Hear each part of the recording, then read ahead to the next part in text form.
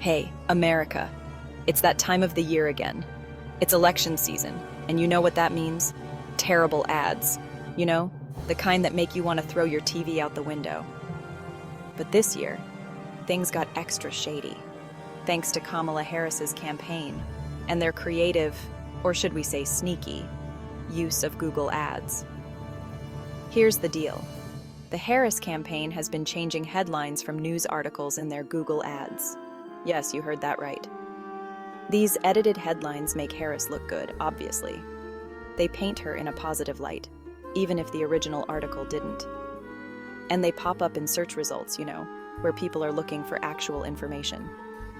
Imagine searching for news and getting campaign propaganda instead.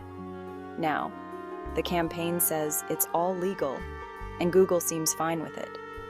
They claim it's within the rules, but a lot of people are calling it out as misleading and unethical. Critics argue that it's a manipulation of information. Are they right? Is this just another dirty trick in the political playbook? Let's get into it and find out more about this controversial tactic.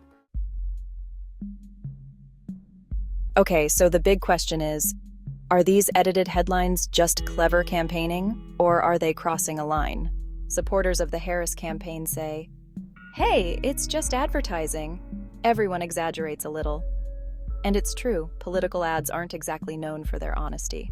But critics argue that messing with news headlines is a step too far. People trust headlines to give them the gist of a story. Changing them to fit your agenda feels like messing with the truth. And that's not a good look, especially in these times. And you know who's really not happy about this whole thing?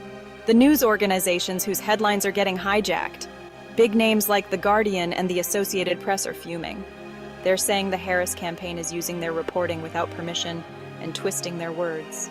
Imagine writing an article about, the dangers of juggling chainsaws, and then some politician uses your headline to sell safety goggles. It's misleading. And it makes the news outlets look bad, like they're endorsing a candidate they never did. Section 4. Voter impact. Can you trust what you see online?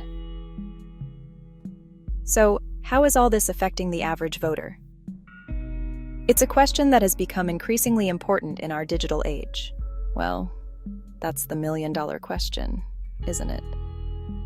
With so much information at our fingertips, it's hard to know what's true and what's not.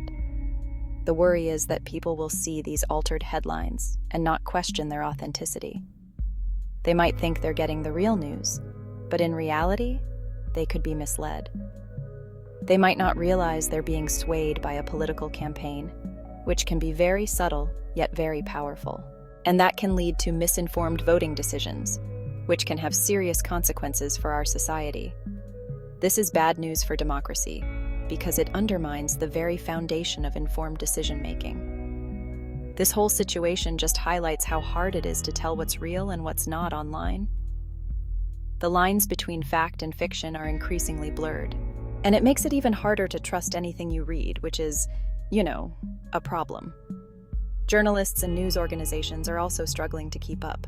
So, the next time you read something online, take a moment to question its source and authenticity. It's more important now than ever. Section 5. The Harris campaign responds. Nothing to see here, folks. So, what does the Harris campaign have to say about all this?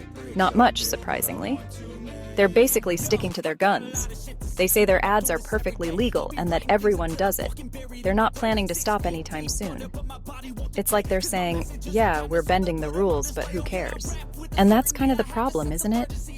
When politicians don't care about the ethical implications of their actions, it erodes trust in the whole system. Section 6. The future of political ads. What's next? This whole Google Ads controversy is a sign of the times. It's a reflection of how our digital landscape is evolving and how political strategies are adapting to this new terrain. As more and more of our lives move online, political campaigns are finding new and sneaky ways to influence us. They are leveraging data analytics, social media algorithms, and targeted advertising to sway public opinion in unprecedented ways. The question is, what are we going to do about it? How can we, as a society, ensure that our democratic processes are not undermined by these digital tactics? Do we need stricter rules for online political advertising? Should there be more transparency about who is funding these ads and why? Do we need to get better at spotting misinformation? Education and awareness are key in helping the public discern fact from fiction in the digital age. Or are we just doomed to be bombarded with shady ads forever? The digital world is constantly changing, and with it, the tactics used by those who wish to influence us. But one thing's for sure, it's going to be a wild ride. The future of political advertising is uncertain, but it will undoubtedly be a battleground for control and influence. Thank you for watching Intrigue Ideology TV. Please share, like, and subscribe.